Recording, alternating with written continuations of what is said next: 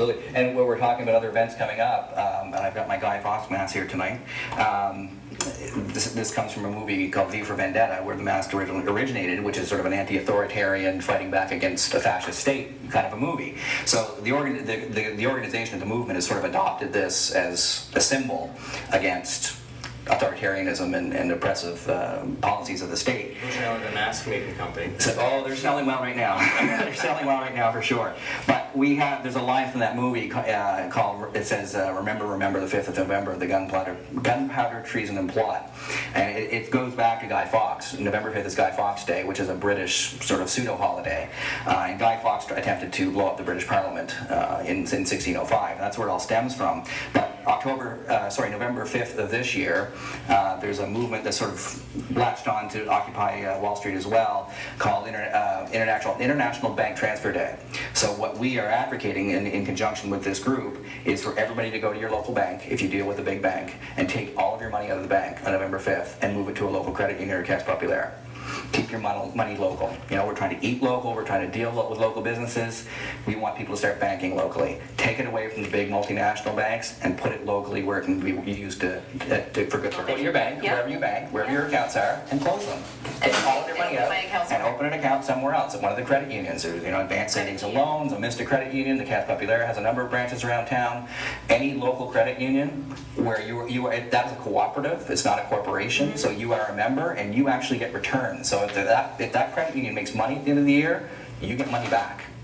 So that's what we're advocating. Mm-hmm. And in some of the rural areas, the big banks have already pulled out, and it's only the Caisse Populaires and the small operations who will, stay and operate and kind of keep their commitment to the community. So you kind of want to reward them for supporting your community. Basic core commonality between all the different issues is basically around caring for one another, putting people before profits. I saw one of the signs of the protest said, think 7 generations ahead, which comes from like an Aboriginal saying. The idea that you make your decisions now, not for the short term. So for example, the shale gas people would be concerned that, well, what if we're going to make quick money now? What are we doing for the long term? Will there be an environment that's worth, drinking the water and breathing the air if we make this choice? Same thing with healthcare. If we do this now, what's going to happen to our children's inheritance around, the type of socialized medicine system that we have? So thinking about, we're going to make decisions for the benefit of the people, and we're going to, make that the first priority. And that's kind of what they have in common. And people have a different particular issue that they're focusing on, that they're, having their sign or their chant. But it's really about recreating the caring society, social safety net, kind of, sort of the type of community that, most people, I think, really expect out of their society. If you could wrap it up in one slogan, it's people before profits. That's exactly what it is. Everything comes down to that. We need to start putting people ahead of making money. So it's not just like an economic or a protest about nothing. Because a lot of people are saying we don't understand. As you mentioned earlier, Scott, I'm not a hippie. Yeah. I'm an average family Canadian man.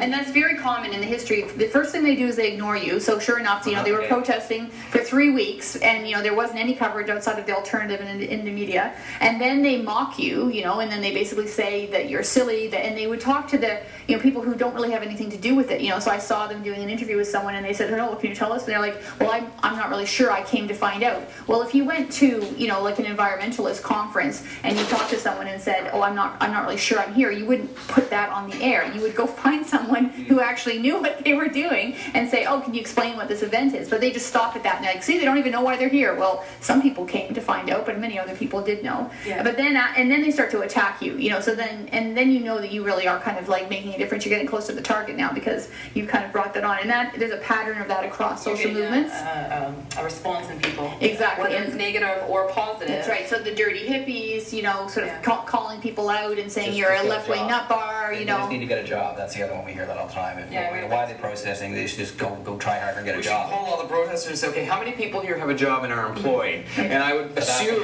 a vast majority would be raising their hands saying... The vast majority of them are also underemployed as well. Yes. And underpaid. And the reason they don't have a job is not their will. It's the lack of jobs when they've been outsourced to other places, and we've taken ourselves into a service economy instead of a full manufacturing economy with unionized jobs that pay $25, $30 an hour. People are now making $8 selling some sneakers that were made for the equivalent of a bowl of rice in a country that's got horrible labor standards. the Mahatma Gandhi quote that she was referring to there is that the next phase after they attack you is you win. Yeah. They're in the attack mode now. Yeah. And connecting through Facebook, because if the media is going to totally misrepresent your group and say that it's a bunch of dirty hippies or people who don't know what they're doing, you don't have to go through the mainstream media. You can go directly through social media. People are very busy on Facebook sharing pictures, sharing information. You don't have to get your information through the gatekeeping channels of the big sort of Because the media businesses. sometimes is the big corporations. Yeah, Sometimes. in most cases. In all cases now, yeah. In most cases, so yeah, I think that's interesting as well, the way that they would be representing this movement Again, once they have an understanding of it. Again, locally, one of the major issues that came up at our rally last week was, the concentration of media in this province is owned by one family. And, so are we sure we're hearing the whole story? So that came up a lot, absolutely. And the other story here is that social media aspect. This is not something that we're fighting through the media. This started on Facebook, and it's spreading on the internet. That's how we're getting our word out.